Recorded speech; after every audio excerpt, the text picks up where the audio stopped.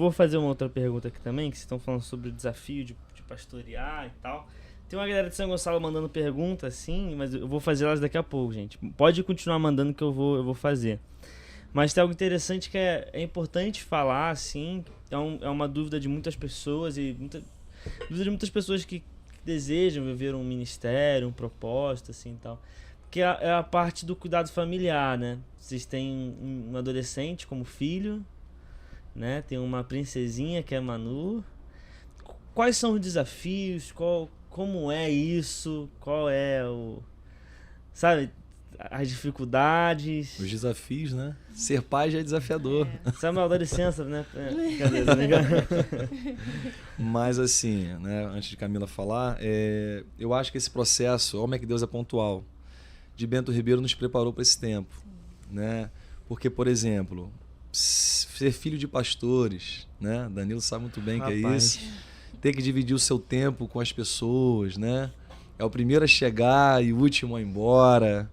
É aprender a dormir nos carpetes da igreja, nas obras. Então já é desafiador, né? Ser filho de pastores, assim. Mas eu acho que Deus nos preparou, antes de sermos consagrados, a reavaliarmos algumas coisas. E hoje a gente tem um olhar muito mais clínico, né? Sobre os nossos filhos, né? E a gente tem um desafio duplo, porque a gente tem um entrando na adolescência e uma outra com 5 anos de idade. Então entender que ele precisa ter o tempo dele e ela ter o tempo dela, e a gente saber falar a linguagem de 2 filhos, de um menino e de uma menina. Então, assim, é desafiador, né? Mas nessa caminhada mais próxima, o pastor Alexandre, alguns desafios que ele enfrentou, como Camila disse, né? Que foi como se fosse um desbravar, porque eu tive perto de alguns processos que o pastor Alexandre viveu com seus filhos, assim, que hoje eu tenho... E ele sempre falando dos conselhos, de sempre estar prestando atenção neles. E eu aprendi muito com isso, assim, sabe? O pastor Alexandre passou por processos que hoje eu olho e falo, cara, eu fui agraciado de estar perto, não pela situação que estava acontecendo, mas de poder aprender sem precisar passar.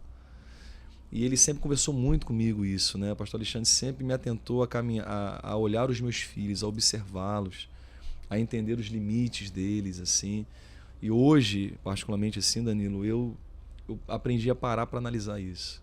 A importância de você estar numa reunião de escola, de você ter um tempo e ouvi-lo, né? E Samuel parece muito comigo, fala o tempo todo, né, filho? Ele gosta de falar o tempo todo, de futebol, enfim. E a gente hoje tem um tempo de qualidade assim. E eu agradeço muito aos conselhos do pastor Alexandre, especificamente nisso, né? E acho que é isso. E aí, Camila?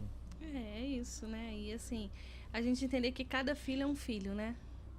E respeitar a personalidade deles, né? Muito. A individualidade deles. E eu posso falar isso que, assim, né? A gente estava até conversando um pouco antes de começar, que a gente teve uma certa dificuldade nisso, porque Samuel é uma criança de muita personalidade, né? E a gente levou para psicólogo, né? Neuro. E, por fim, a gente entendeu que o problema estava em nós. E eu ouvi isso da psicóloga, né? E ela falou assim, olha, eu acho que vocês que precisam de ajuda, porque ele é um menino de personalidade forte. E Deus falou comigo claramente naquele momento que, assim, para onde nós íamos, o que ele tinha para Samuel, Samuel precisava ser uma pessoa de opinião. Porque ele não poderia ser uma pessoa levada por qualquer palavra, qualquer conselho, por qualquer pessoa, né? E hoje Samuel já sofre um pouquinho na escola, né, filha? Ele tá ali por conta disso. Parece que não, mas já existe uma perseguição religiosa. Então, quando as pessoas descobrem tem muita firmeza, né? E que ele é filho de pastor, cara, começa, né, Samuel? E assim, né, a gente pode falar não da corda, senão daqui a pouco ele vem aqui e começa a falar, né? E ele é uma pessoa, assim, que ele não... Ele sabe argumentar. Ele tem a opinião dele, né? E isso, pra mim, foi muito difícil. Eu tive que aprender a lidar com ele, né? E em contrapartida, a gente tem a Manu, que a Manu é um doce de criança. Se você olhar pra ela assim, ela, o que eu fiz? Me desculpa. Ela mesma se bota de castigo. Só quando ela imagina que ela fez algo errado. Então, você ter um olhar atento para cada filho em meio a tudo isso. né, em meio à construção de um lugar, à plantação de uma igreja, a pastoreio de pessoas. Você precisa muito do Senhor e você precisa muito de pessoas mais experientes, mais maduras. E você ser humilde de ouvir, né? Eu lembro que várias vezes o pastor Alexandre falava, olha, fique atento a isso em Samuel.